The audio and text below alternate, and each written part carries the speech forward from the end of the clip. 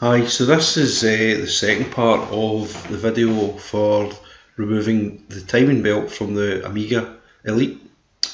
So I'd finished off taking the air pipes off and stuff, and now I've got to remove the coolant pipe from the front of the air intake.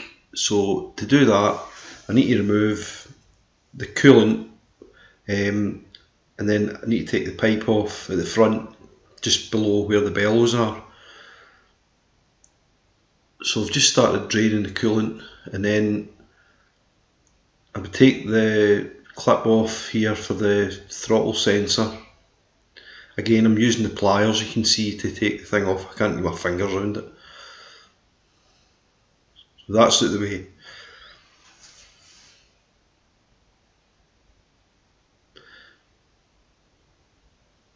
I've got all the other pipes off, the conveyor pipes. So to remove this pipe, I had to push the clip round slightly underneath so that I could get underneath with the pliers to remove the clip that holds the pipe in place. So you can see that pipe right in the middle between the two, where the two bellow pipes usually go, just there.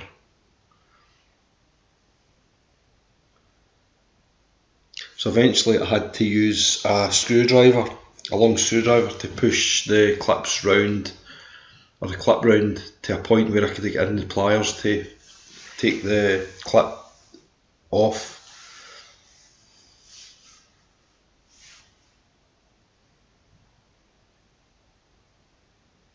I've actually not got the best view there with the camera on the head mount, so it's kind of difficult to see your preview when you're doing the video.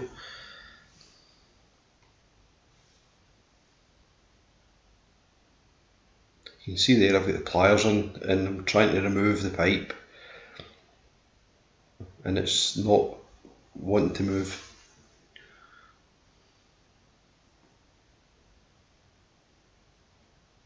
And then off it comes with a bit of force.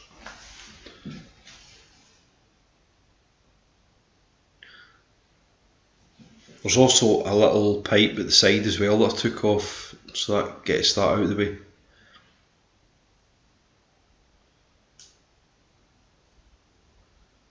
You can see the screw at the bottom there, where the nut went to secure the bottom air pipe section.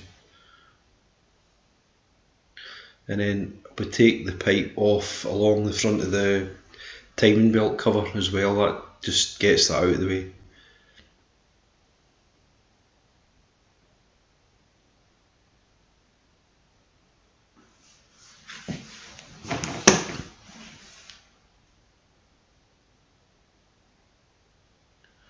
So I'm taking off, there's a tie wrap round the coolant pipe at the bottom, so I'll take that off at the way as well, so I can then eventually remove the large coolant pipe, because if this stays in place, the clip that holds the air pipes in goes round underneath that. There's another securing section, so it's quite difficult to get that off there without the pipe out of the way. I've actually got tools for these spring-loaded Jubilee clips, but this one wasn't really in the position that I could get the tool down onto it, so I had to just use my famous parrot grips. And the connectors looked a bit bent in a way, so I had to get something that would go right round and pull them back up together. So that's that pipe off out of the way as well. And you can see where it's the mounting point is for it.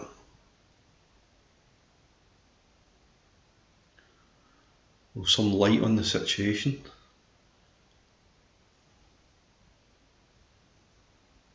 You can see it there.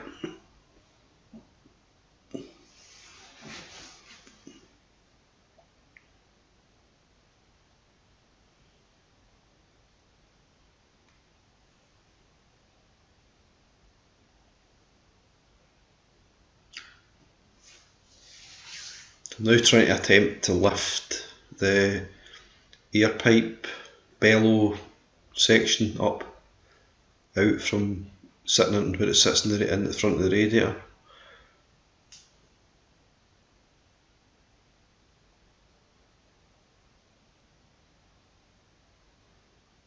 Still got a wee bit of movement of the pipe out of the way, so I can get that out the mount, and then I need to kind of hold the radiator pipe that goes along the front, and then just gently lift the whole section up, the whole part, and then put the pipe over the mount so that doesn't hold it down. You can see where it's rubbing against where the bellows would go, and that pipe would stick out, so you couldn't really get it out without removing the pipe at the front under the bellows. So that just comes out, and then there's the reservoir with the two pipes on it, one going to the T-piece, one going to the back of the plenum chamber. So just move that out of the way at the moment.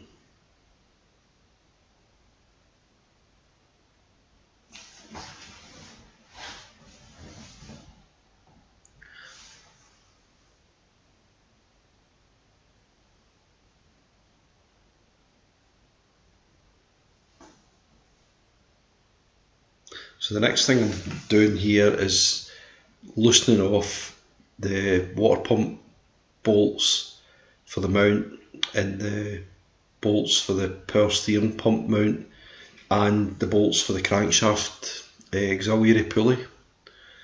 I'll loosen them first before I remove the auxiliary belt off, because it's difficult to loosen them when the belt tension's off of them.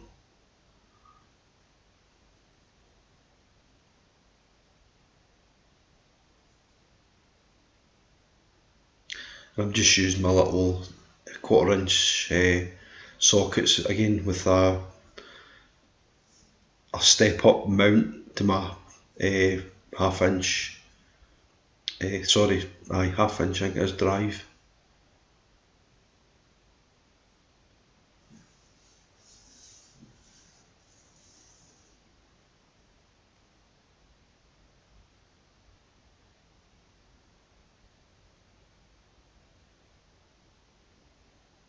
So there's I think it's 6 bolts for the auxiliary crankshaft pulley. So to loosen them all off, and then just take the sock off and wind them out of the socket. And the power steering is the same size, and it's a Torque, but I can usually fit like a 7 or 8mm on it.